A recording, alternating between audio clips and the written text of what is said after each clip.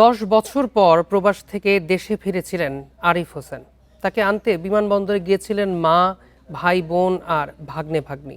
কিন্তু ফেরার পথে ভোরে ফরিদপুরের ভাঙায় ট্রাকের পেছনের প্রাইভেট কারের ধাক্কায় কেড়ে নেয় আরিফ সহ পরিবারের 5 সদস্যের প্রাণ।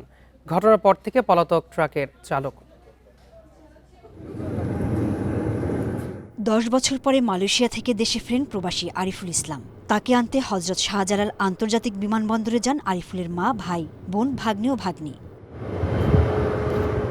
প্রাইভেট কারে যশোরের ঝিকরগাছায় ফিরছিলেন।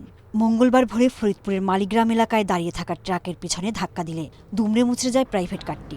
পরে ফায়ার সার্ভিস ও পুলিশ হতাহতদের উদ্ধার করে ভাঙা স্বাস্থ্য কমপ্লেক্সে পাঠায়। চিকিৎসক আরিফুল, মা, বোন ও প্রাইভেট কারের চালককে মৃত ঘোষণা করেন। গুরুতর আহত 3 জনকে ফরিদপুর মেডিকেলে নেওয়া হলে আরিফুলের ভাই রাকিবুল ইসলাম সেখানে মারা যান। ঘটনাস্থলে আমার শাশুড়ি, আমার 2 কুটুম, আমার স্ত্রী, গাড়ির ড্রাইভার, এই 5 জন জায়গায় মারা গেছে।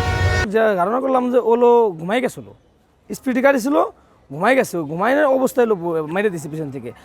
ঘটনাস্থল থেকে ট্রাক ও প্রাইভেট কারটি জব্দ করা হয়েছে। ঢাকা থেকে ভাঙামুখী একটি প্রাইভেট কার এবং ঢাকা থেকে ভাঙামুখী একটি ট্রাক যাচ্ছিল। যাওয়ার পথে আজকে ভোরবেলায় সড়ক দুর্ঘটনা সংঘটিত হয়। সড়ক দুর্ঘটনায় 5 জন মারা গিয়েছে। নিহত একই পরিবারের 4 জনের বাড়ি যশোরের ঝিকরগাছায়, আর প্রাইভেট কারের চালকের বাড়ি মনিরামপুরে।